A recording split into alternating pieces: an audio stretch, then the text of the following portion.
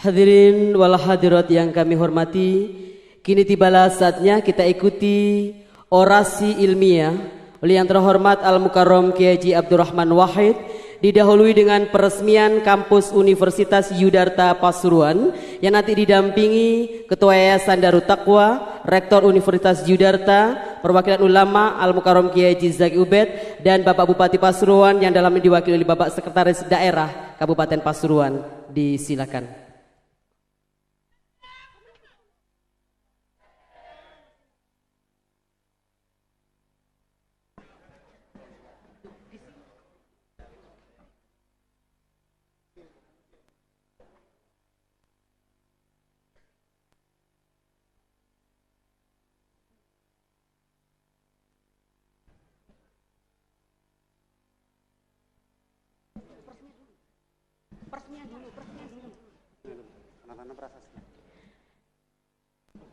Hadirin, kita bersama-sama menyaksikan peresmian yang ditandai dengan penanda tanganan prasasti oleh Al-Mukarram Kiai Haji Abdurrahman Wahid.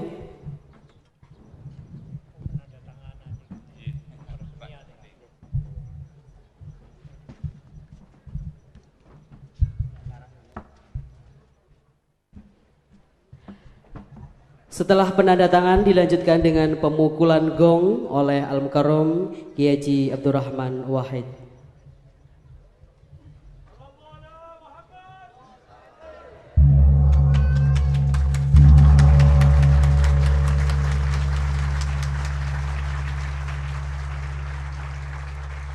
Terima kasih Ketua Yayasan Darut Taqwa, Rektor Universitas Yudharta, Al-Mukarram Kiai Haji Zaki Ubed, dan Bapak Sekretaris Daerah Kabupaten Pasuruan berkenan kembali ke tempat.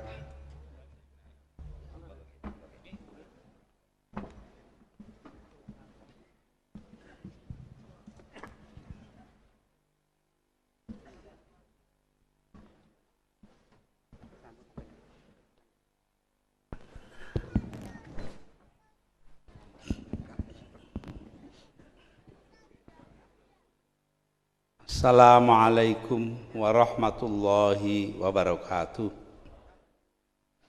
Bismillah walhamdulillah wassalatu wassalamu ala rasulillah Sayyidina Muhammad bin Abdullah sallallahu alaihi wasallam wa ala alihi wa sahbihi wa man tabi'ahu wa nasarahu wa wala wala hawla wala quwata illa billah.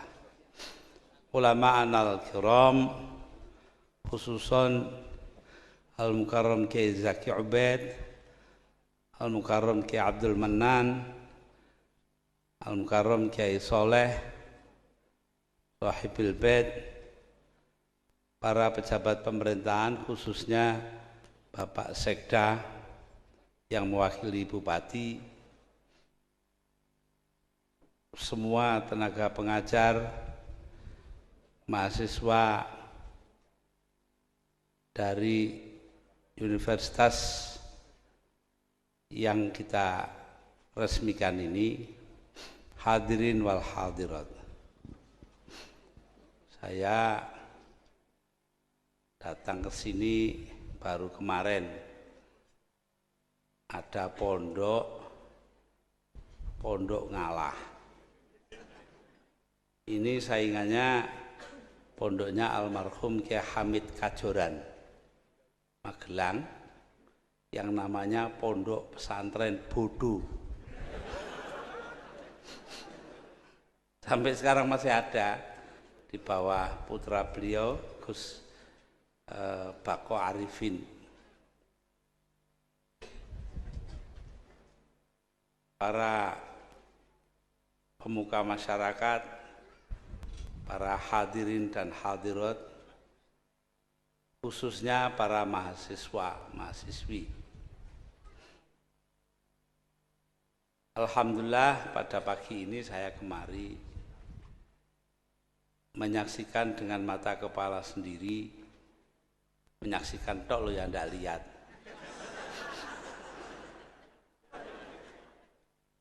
Itu dulu pondok yang kelihatannya kecil di bawah pimpinan Kiai Soleh, lambat laun berkembang dan sekarang menjadi sebuah universitas.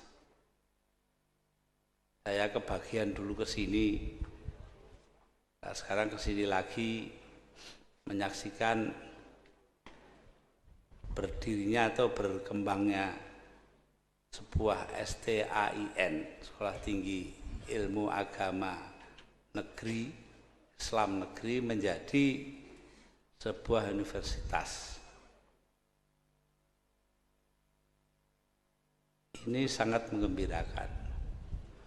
Lebih-lebih menggembirakan lagi kalau diingat bahwa lembaga pendidikan yang berbentuk universitas ini tempatnya di desa, jauh dari mana-mana.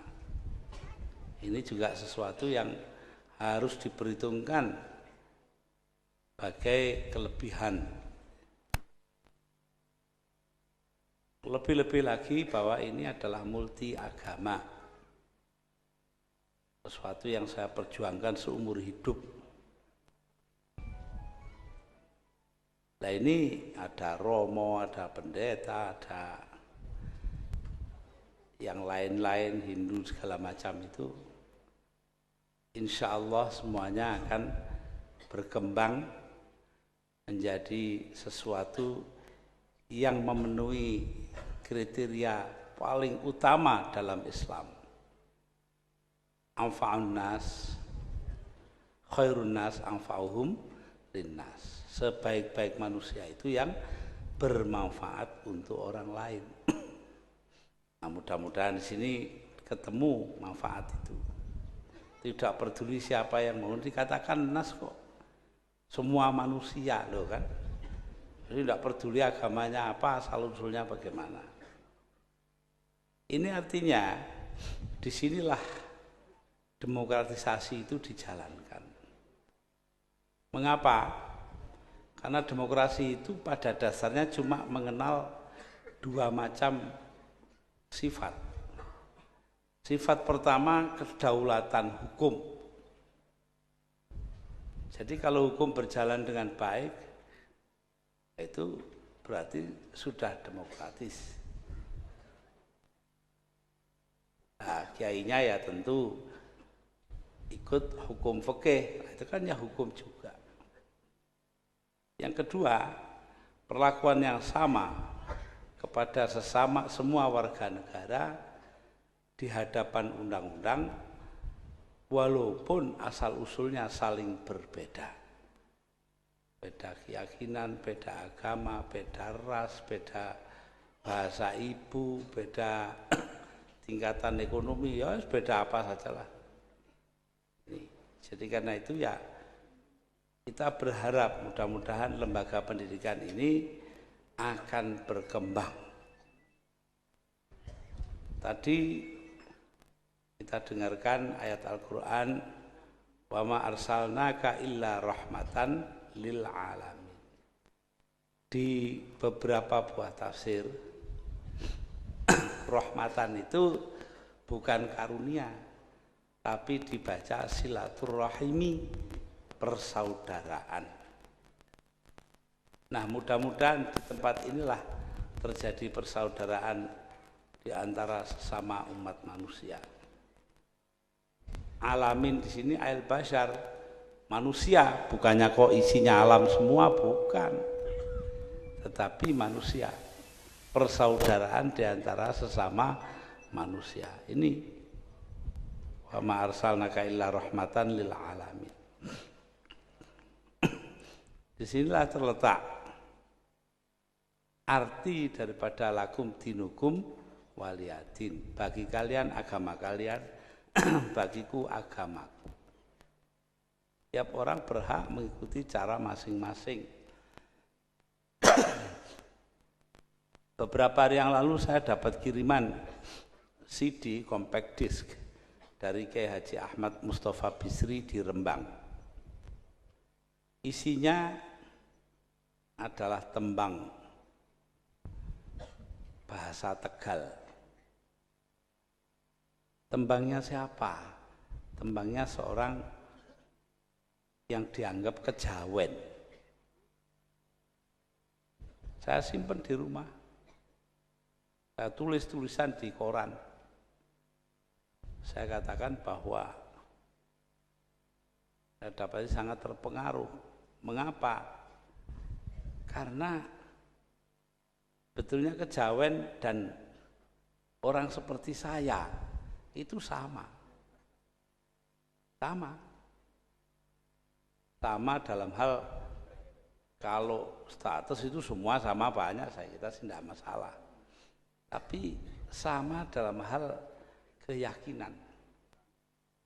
Saya orang santri, kalau tadi Kiai Soleh bicara bahwa pesantren Tharekat Qadiriyah Naqsabandiyah itu dikembangkan di sini, maka saya ini sebagai orang Tebuireng itu diwarisi Tharekat malah lebih macam-macam. Ada Qadiriyah, ada Naqsabandiyah, ada Syadziliyah, ada Syattariyah dan sebagainya. Jadi lebih beraneka ragam.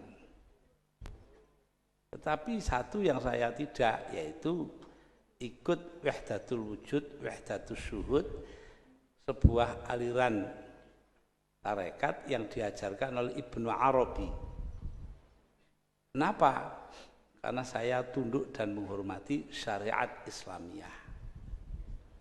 Pokoknya saya menentang Undang-Undang Dasar Piagam Jakarta dimasukkan dalam Undang-Undang Dasar 45, tidak berarti bahwa saya ini tidak ikut syariah.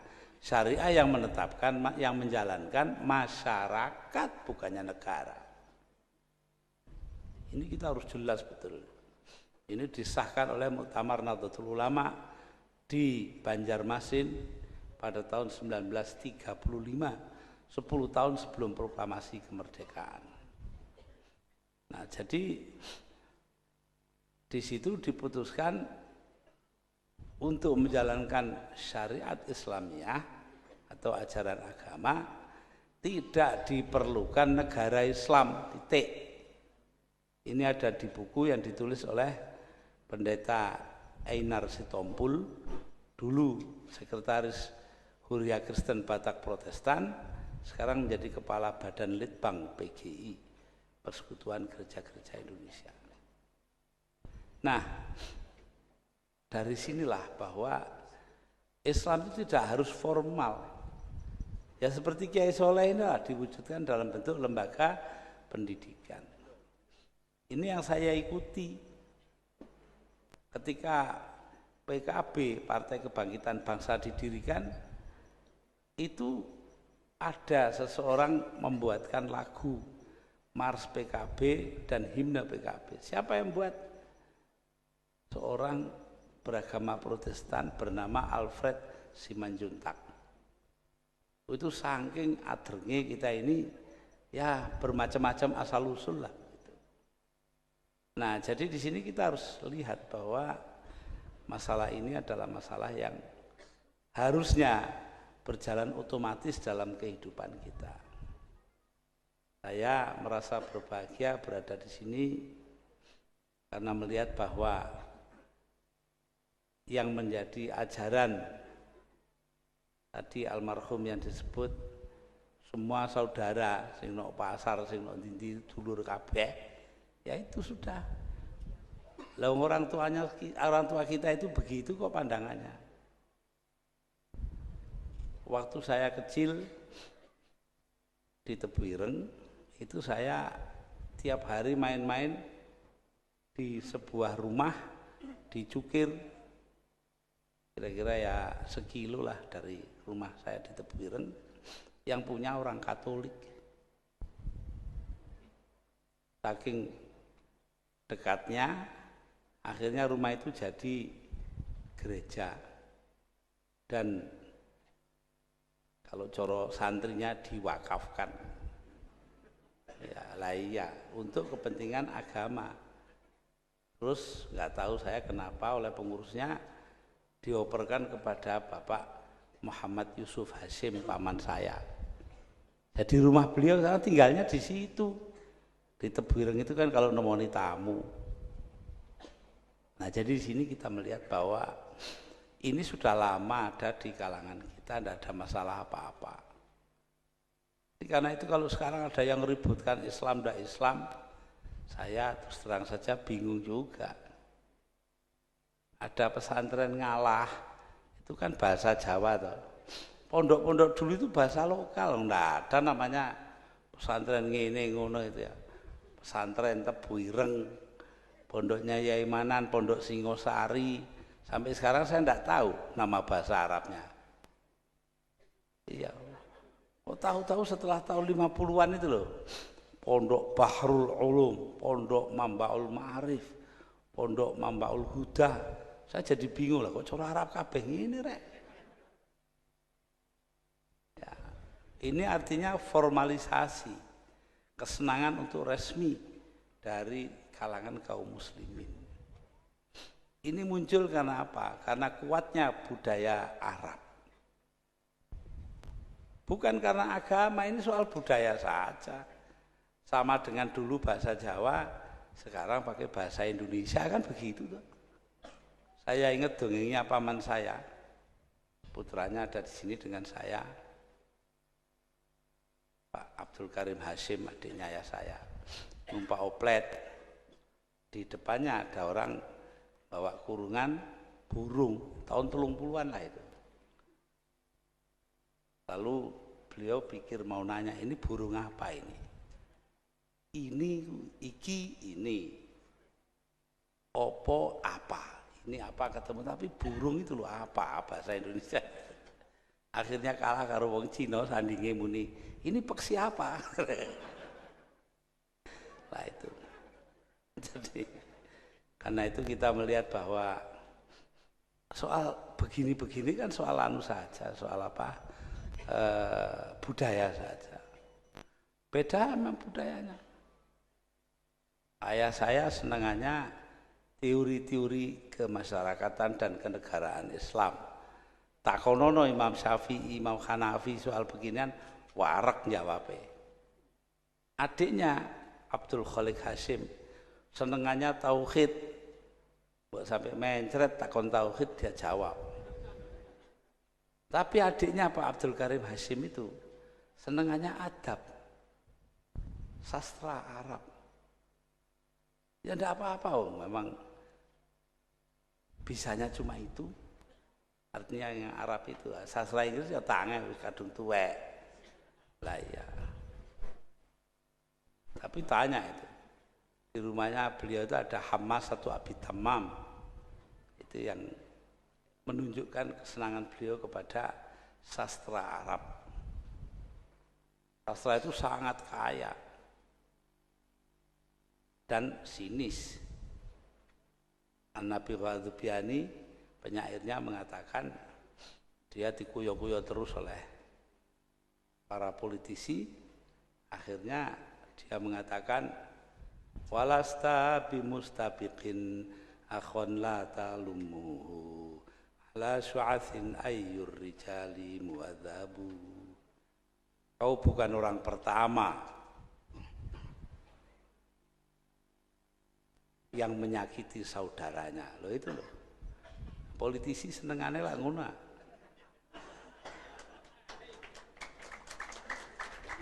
Mesti nyakiti saudaranya itu. Ala syu'athin ayyur rijali muadzabu. Kalau dipikir secara mendalam, memang adakah orang yang sopan? Nah itu. Saking sinise itu. Tapi saya lebih senang kepada sajaknya Torofa ibn Abad syairnya ini. Dia mengatakan, walastu bihallalitila'i makhofatan walakin mata yastarfidil qawmu arfidi. Aku bukan orang yang sembunyi di balik gentong karena ketakutan. Gentong itu tempatnya di depan rumah apa di belakang ya? Belakang, biasanya di dapur. Lah orang yang sembunyi di balik gentong di dapur entek-entekan oleh weden. Nah, ini katanya Torofa loh. Walakin mata yastarfiti arfidil qaumu arfiti. Tetapi kalau kaumku minta pertolongan akan kutolong loh ini. Karena saya tidak berada di gentong, di balik gentong ya saya kalau kaum saya minta tolong, saya tolong. Kalau perlu toh mati nyawa. Loh. Ini Thorafah ibn Abid sudah begitu. Nah itu ya itu pegangan saya dari dulu sampai sekarang. Tidak yang seperti Nabi Ghadzubiani yang sinis tadi itu. Nah, dasar daripada sikap terbuka yang tidak mencurigai orang lain, tidak penuh kebencian kepada orang lain, itu adalah keterbukaan. Karena itulah saya kepada teman-teman agama lain itu ya terbuka saja. Alhamdulillah hari ini kita lihat keterbukaan itu punya punya dayanya sendiri. Orang lain yang beragama Hindu dan sebagainya mengajar ke sini ini kan jauh. Saya kan tadi sudah bilang tempatnya desa gitu loh. Itu mau naik kendaraan datang kemari. Ini apa yang mendorongnya? Karena ada rasa kecintaan di antara sesama umat manusia. Itu yang penting. Lah dari mana ini? Timbulnya dari sifat kebangsaan kita. Kita ini bangsa yang ditakdirkan Allah hidup bersama-sama walaupun berbeda-beda. Istilahnya pluralitas budaya. Banyak sekali majmu'atus tsaqafat, majmu'iyatus tsaqafat, berbilang budaya. Inilah yang membuat bangsa kita bangsa besar.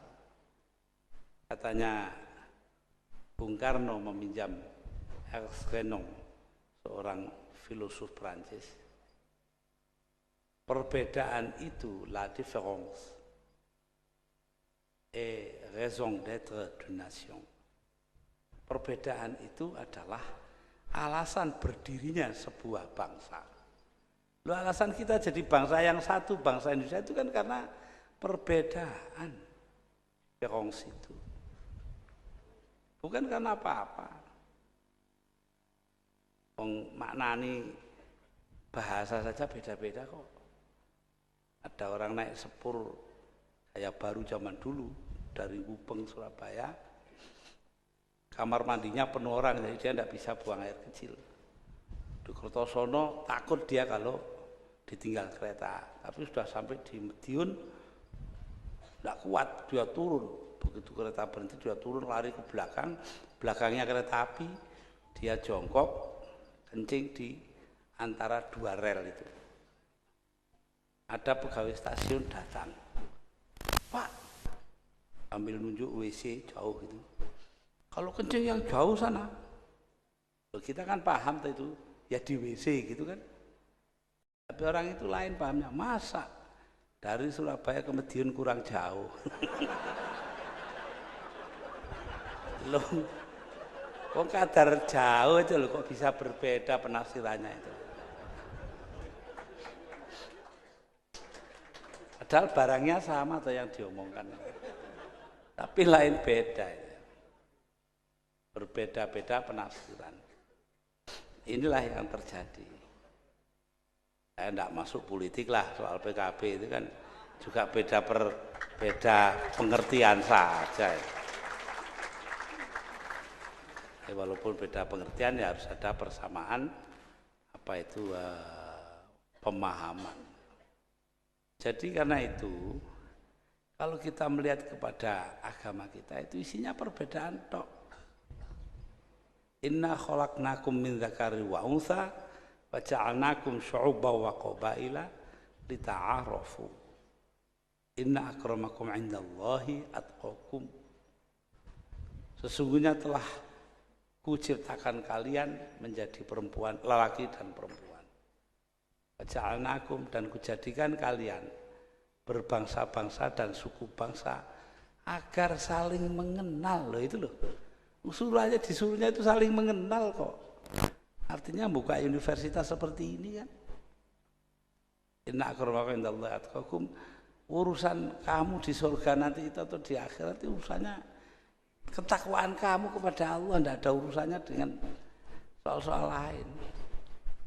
Nah, jadi di sini kita kalau pondok apa itu namanya ngalah ini punya perguruan tinggi macam-macam begitu, ya itu tidak lain mengamalkan apa katanya Al-Quran. Tidak kok ngawur, tidak ada dasarnya.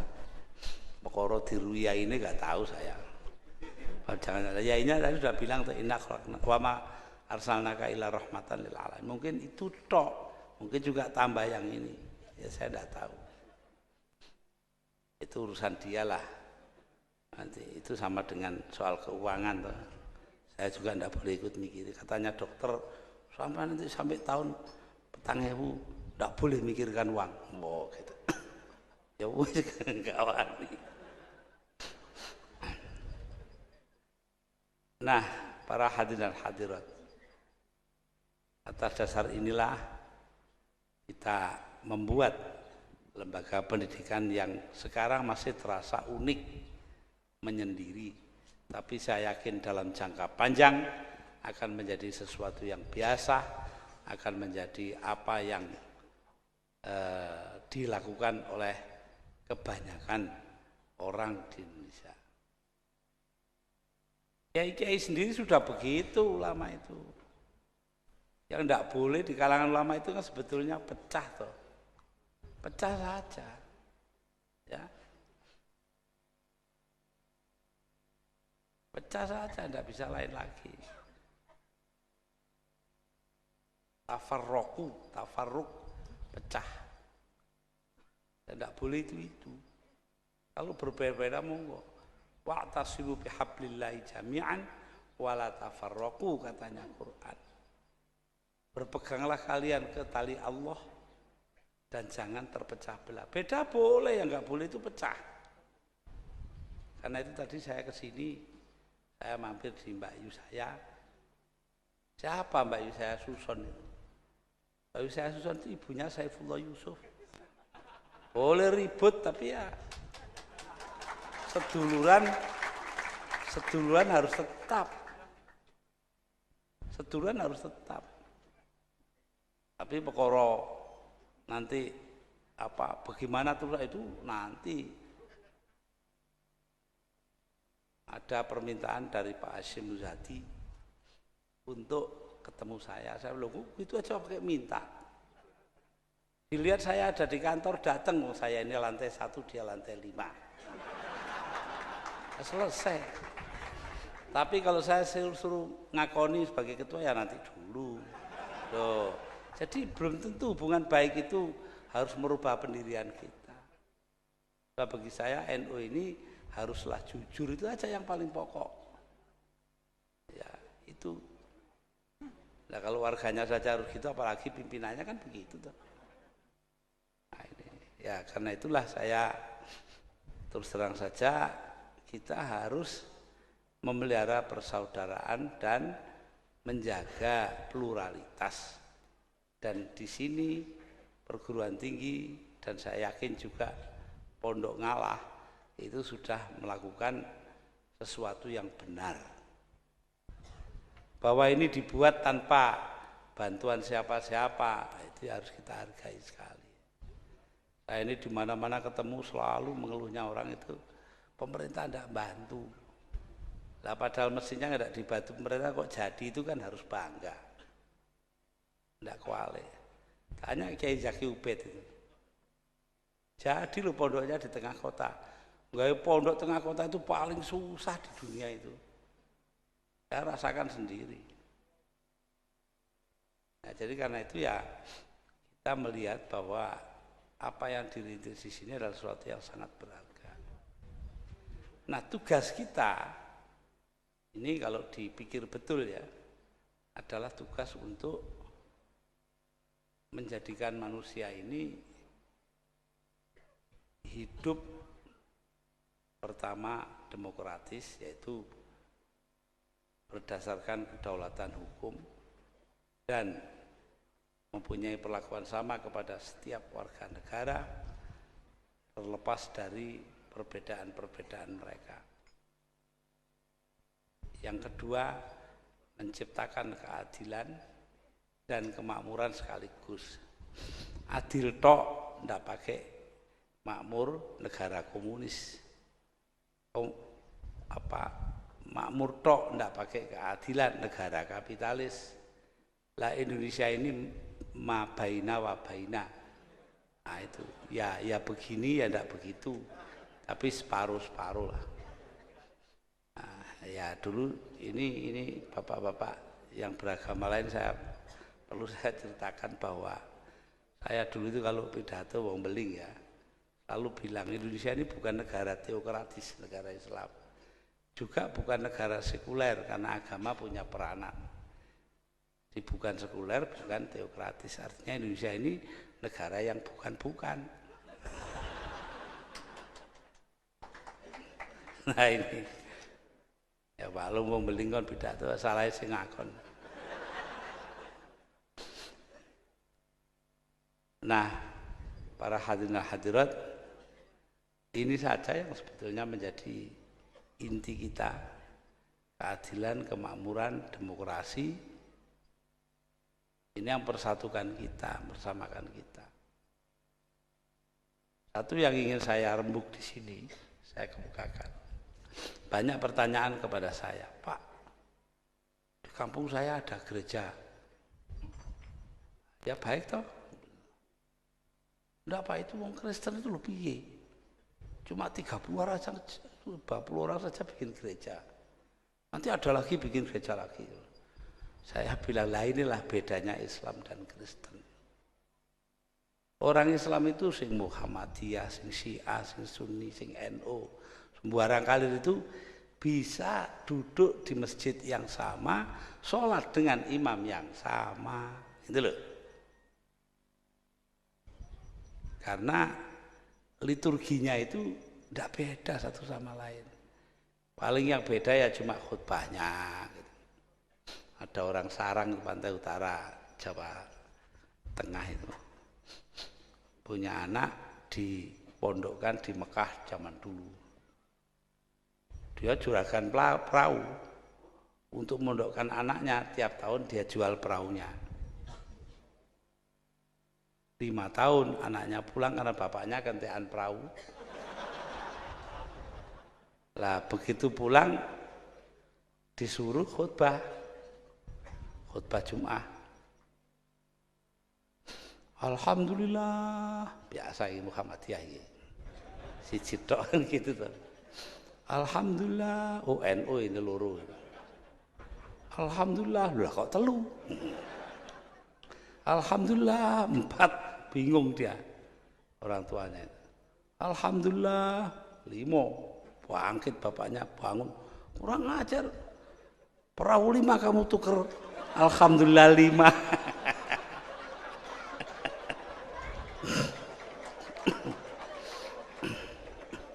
Tapi pada dasarnya ya walaupun bagaimana orang khutbah itu ya segitu-gitu itu. Sampai dibujui saja tidak tahu kok. Mergo khutbah cara Arab yang dibujui wong Jawa. Jadi ada khotib orang Arab biasanya jual minyak wangi di kampung hari Jumat di daulat suruh jadi khotib. Nah, dia khutbah itu. Al-Jawi yakul khanas. Orang Jawa makan ular. Sing siji ngerti.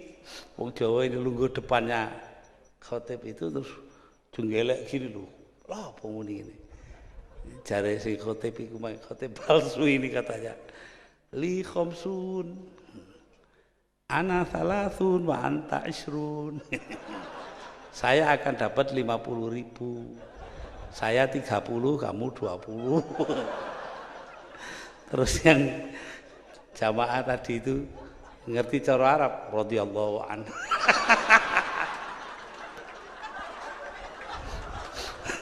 Badar kabeh Jumat. Ya, jadi di sini ya salah paham tuh setiap bahasa ya punya. Ada orang Arab kawin dan orang Madura ya. Sing Arabe alu, sing wedoke sari rapet wong Madura. Jadi malam pertama Arabnya nekat terus sing wedok sakit Tuhan.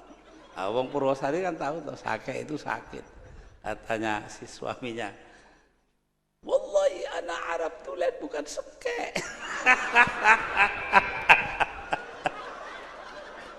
Ngaku singke itu piye. Kalau kita perbedaan-perbedaan kita terus-teruskan wah susah ini. Saya suka ngaji orang Sunda.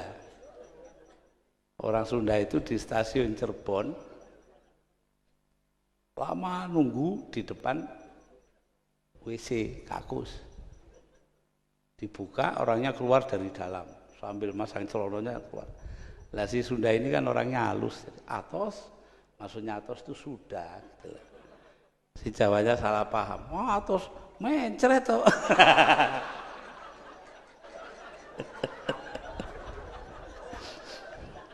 Maaf Romo, saya ini modalnya orang ngaji keliling ya gini. Harus cerita yang lucu-lucu, kalau enggak orang lari. Dan harus begini. Enggak boleh obrak-obrak itu tuh. Itu bukan mubalik, itu mantan dan ramil. Wah, ada yang begitu. Mantan dan ramil suruh khutbah. Ya ayyuhan nas, ittaqullah haqqa tuqatih wa la tamutunna illa wa antum muslimun. Wahai manusia, bertakwalah kalian kepada Tuhan kalian. Awas kalau tidak. Pakai awas baru. Lah itu baru khutbahnya sana itu. Ya. Jadi begitulah para hadirin hadirat, ini mestinya serius jadi guyon ini. Saya minta maaf pada Kiai Soleh ini. Ya saya rasa itulah yang perlu saya kemukakan, bahwa saya sangat bergembira berada di Pondok Ngalah dengan universitasnya yang tumbuh berdasarkan asas kekeluargaan, yang tidak beda-bedakan orang. Ya, ini sebetulnya ya pondok itu begitu. Di mana-mana dulu pondok tidak beda-bedakan orang. Anaknya yai gede ya tempiling udah. Iya. Saya waktu kecil itu pernah yang tukang lampu itu namanya Mbah Saleh, akhirnya jadi Surya NU, sekarang udah mati di Nganjuk. Nah, satu hari saya dengan teman saya, kamu ajak Mbah Soleh itu. Diajak entah nggak tahu diajak beli apa. Saya ke dalam ngambil lapnya lampu itu kan. Tak karu-karuan ambune, tak celup banyu, saya lempar ke tengah masjid. Padahal sana orang tidur jejer-jejer gitu loh. Sebentar aja roto sak masjid kena kafe. Lah itu.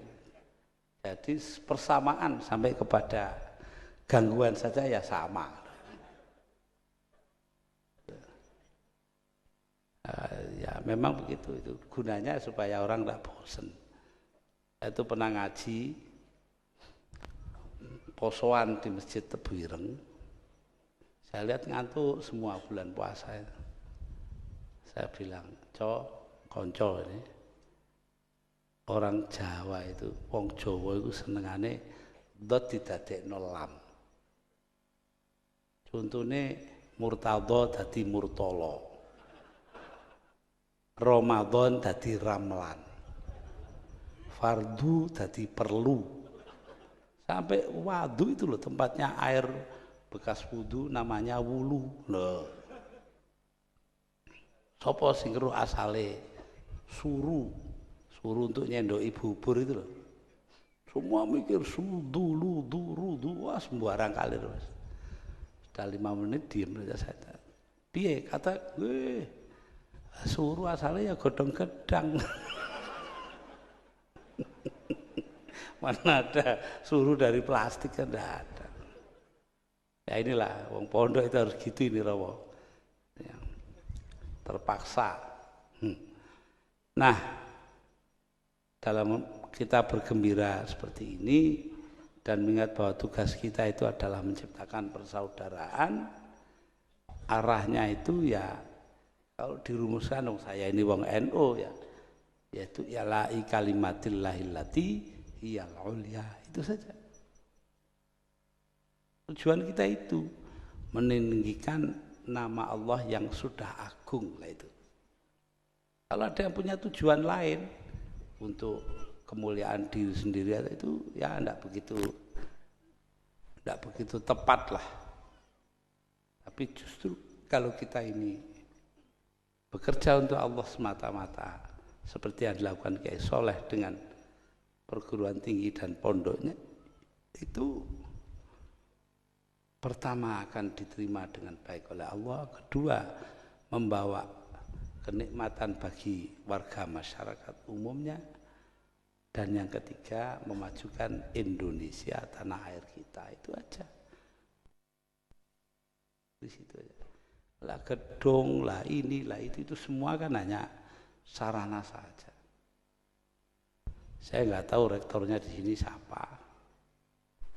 Saya bisa ceritakan suatu waktu saya ini diundang orasi ilmiah di sebuah perguruan tinggi di sana, daerah Tapal Kuda sana di Keraksan. Lalu ya biasa karena mau ceramah saya duduk di antara hadirin. Tahu-tahu ada di pintu berdiri yang tukang kecerek itu loh, blok gitu itu. Wah itu dia di pintu, blok, semua diam. Hadirin silakan berdiri. Bapak Muhammad Rektor akan memasuki ruangan. Ya ngono iku. Ngertine cek ngono diapakno maneh. Mudah-mudahan di sini jangan dibilang Bapak Muhammad Rektor. Walaupun kadang-kadang ya begitu itu kan. Yang bedakan orang itu tidak banyak. Ada rektor sebuah perguruan tinggi, saya diberitahu orang karena itu saya tidak percaya, tapi akhirnya disuruh berdiri di belakangnya waktu menyanyikan Indonesia Raya ini. Tahu-tahu sang rektor ini apa nyanyinya? Indonesia siapa itu? Gimana ini? Belum nanti kiai jadi rektor. Sehabis jadi apa itu namanya inspektur upacara Menwa, resimen mahasiswa, dia turun untuk memeriksa barisan kehormatan. Sana komandan upacaranya ada di pojokan. Udah begini, kiainya datang. Baik nak, baik. Ini bingung komandan upacara. Salaman tak ambek ya ini. Ya itulah. Jadi orang memang dibawa kebiasaannya sendiri-sendiri. Ya disinilah tempatnya kita menerapkan ukuran-ukuran yang sama bagi setiap orang. Jadi jangan dilihat bingungnya sang komandan upacara. Lihatlah bahwa dia masih takzim kepada ulama, itu yang penting kan itu. Begitulah para hadirin dan hadirat, saya yang dibilang orasi ilmiah itu sama sekali tidak ilmiah. Ya, kenapa? Karena ya saya tahu bahwa yang ada di sini itu tidak semuanya orang-orang yang pernah di perguruan tinggi. Memang nasib saya Romo, pidato di 5 tempat bahasanya lain-lain lah itu. Bahasa teleseran seperti di sini. Iya toh. Terus nanti bahasa seminar ada sendiri. Kemarin saya di Semarang PGRI seminar. Nanti pidato di PBB pakai bahasa lain, bahasa Inggris umpamanya. Lalu pada kiai-kiai orang Arab ya harus bahasa Arab, kalau tidak dihargai. Ya, walaupun saya pernah bilang kepada Raja Fahad waktu jadi presiden, itu Saudi Arabia, Baginda jangan percaya kepada bahasa Arabnya jamaah haji Indonesia. Loh kenapa? Mereka pakai bahasa Arab kuno yang ada di kitab-kitab lama, sedangkan Anda sudah pakai bahasa Arab modern. Oh ya, contohnya apa?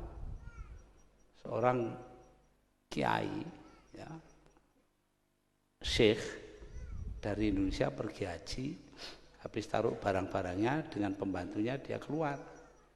Di sampingnya asrama itu jalan satu jurusan. Nah, karena dia dari depan, dia baca. Ya, jadi di sana itu no entry, tidak boleh masuk. Bahasa Arabnya ditulis mamnu'ud dukhul, tidak boleh masuk dari depan. Boleh dari sana satu jurusan.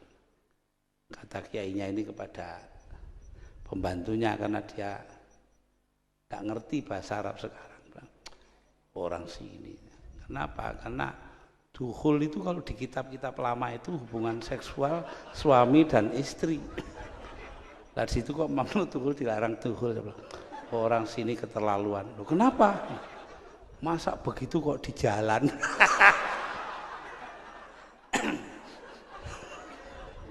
Raja Fahad ngoyo kepingkel-pingkel. Setelah sampai kembali di Jakarta, seminggu kemudian saya dapat surat dari seorang warga negara Saudi Arabia. Terima kasih Anda telah membuka mulutnya raja kami. Semenjak jadi raja tidak pernah buka mulut itu. Nah ini. Nah itulah rojo ketemu tukang banyol gitu.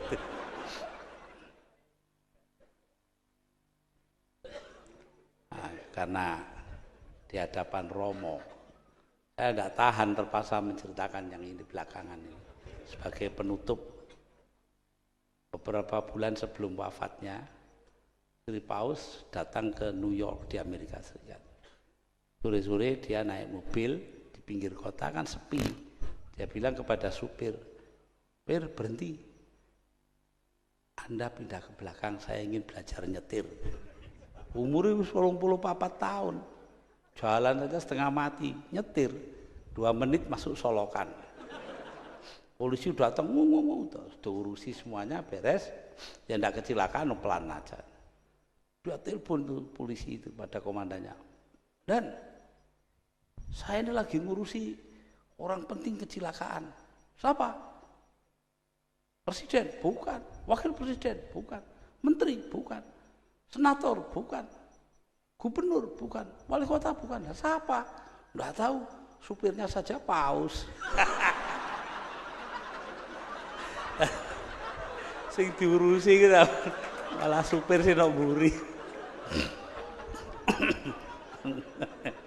Ya ini saya tidak tahan.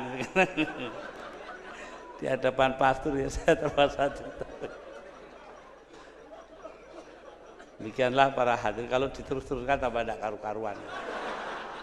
Nanti ngambrak enggak. Karuan yang lebih baik berhenti di jalan. Nah, terakhir saya usulkan ini teleseran. Itu untuk menjadi pedoman kita kata-kata seorang penyair Arab.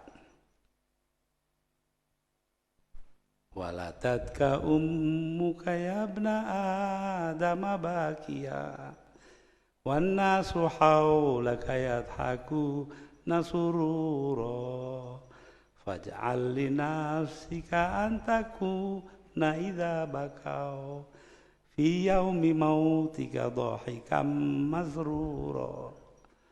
Ibumu melahirkan engkau wahai anak Adam, ketika itu engkau menangis. Tidak ada bayi lahir, tidak ada. Wan nasu haulaka yadhakuna surura, manusia sekitarmu semuanya tertawa gembira. Oh, bayinya lahir selamat gitu ya. Faj'al li nafsika an takuna idza bakau, karena itu buatlah dirimu ketika mereka menangisi engkau di hari kematianmu. Loh itu. Dhahika masrura, engkau sendiri yang tertawa karena gembira. Itulah hidup, itu esensinya di situ. Jadi ini yang saya minta supaya padanya ini itu semua arahnya itu satu, berbuat baik untuk orang lain. Khairun nas anfa'uhum linnas.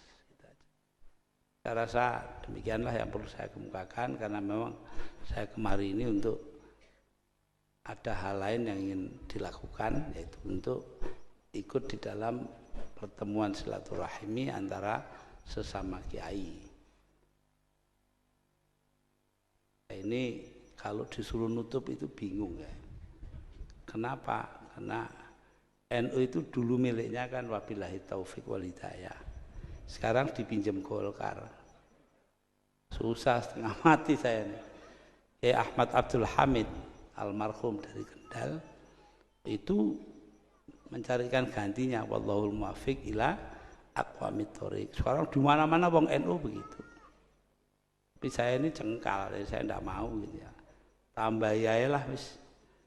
Wabillahi taufik wal hidayah waridho wal inayah. Wassalamualaikum warahmatullahi wabarakatuh.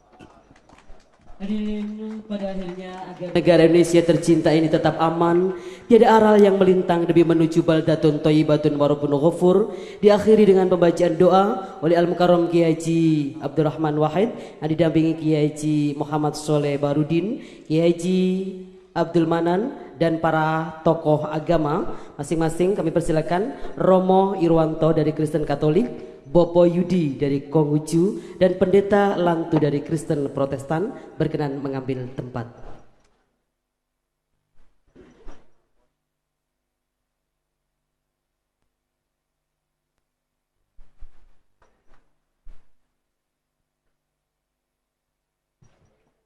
Dan Kiai Haji Nawawi dari Sidogiri.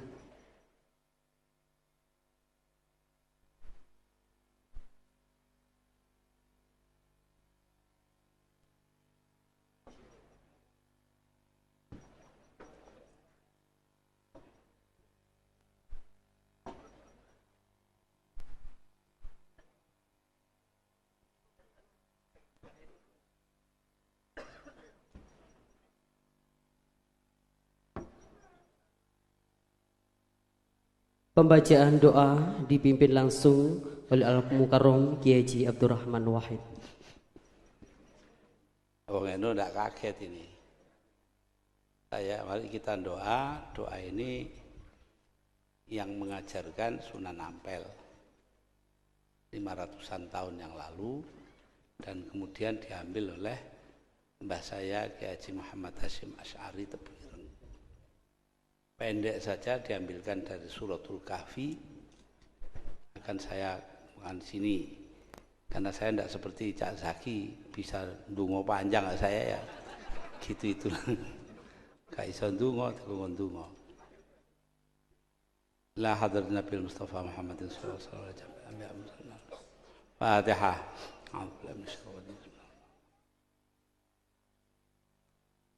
Rabbana Rabbana atina min ladunka rahmatan wa hayyi lana min amrina rasyada. Rabbana atina min ladunka rahmatan wa hayyi lana min amrina rasyada. Rabbana atina min ladunka rahmatan wa hayyi lana min amrina rasyada. Wa sallallahu alaihi.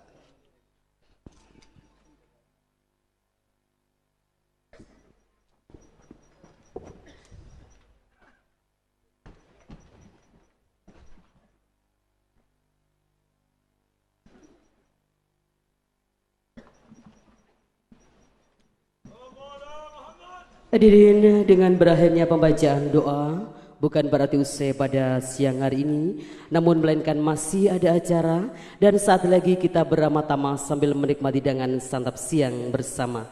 Dan kami persilakan kepada para alim ulama, Bapak Wakil Bupati beserta pejabat di lingkungan pemerintah Kabupaten Pasuruan dan para tokoh agama se-Indonesia berkenan mendampingi Kiai Haji Abdurrahman Wahid berkenan menuju ruang ramah tamah sambil menikmati hidangan santap siang bersama.